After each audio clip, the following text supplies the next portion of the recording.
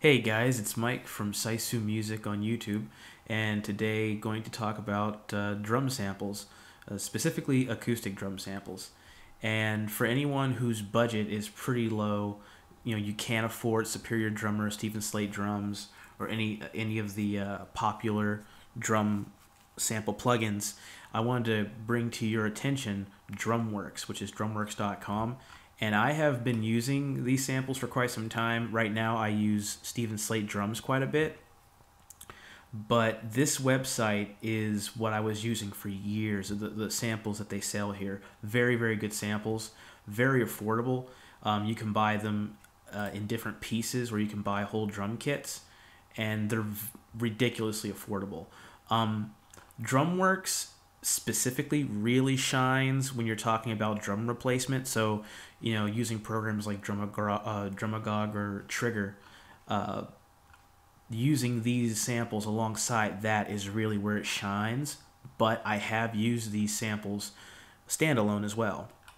For a long time, I couldn't afford the really good stuff, like Stephen Slate drums or Easy Drummer or anything like that. And when I say good stuff, I don't mean that these samples are inferior in any way, but it is a lot more convenient. If you have a drum plugin, you can just load up a bunch of presets and just go to town. Whereas with these, you're going to have to load them into a drum sequencer. Now, really quick, I just wanted to show you.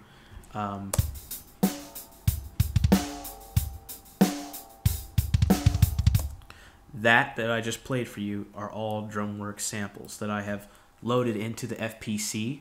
And basically what you're going to want to do is, if this is the route you have to go, you just want to load your samples in.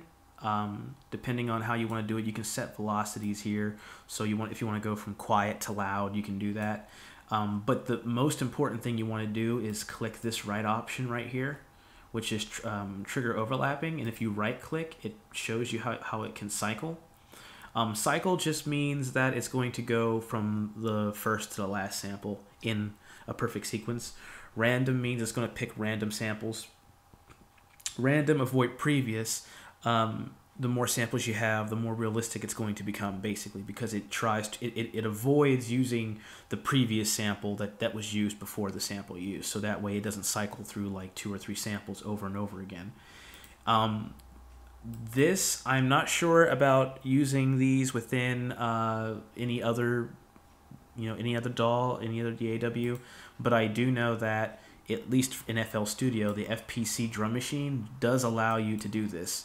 And they're like I said before, these are very good samples, very affordable samples. And if you're starting from the beginning and don't have that kind of money, you can, with $24, you can go to town.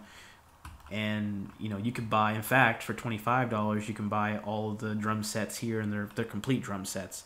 So this video I wanted to keep relatively short, but I just wanted to kind of put this out there that for people who don't have the money, or maybe you're a new producer, or maybe you're not a new producer but you just don't have the money to really afford all that stuff, you can actually go to DrumWorks and really just go to town.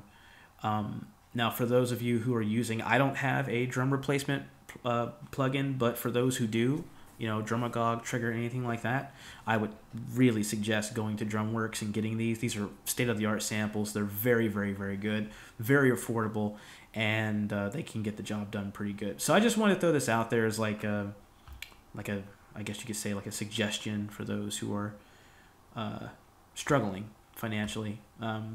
So with that, this video I'm going to keep it quite short. If there's any questions, you can comment in the video. Please subscribe. I'm going to try to do a bit more of these kinds of videos where I'm suggesting things.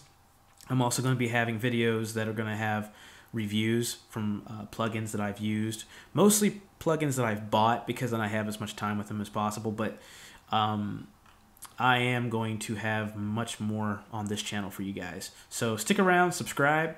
Hope to hear what you have to say in the comments. Any questions, let me know. This is Mike signing off. Bye, everyone.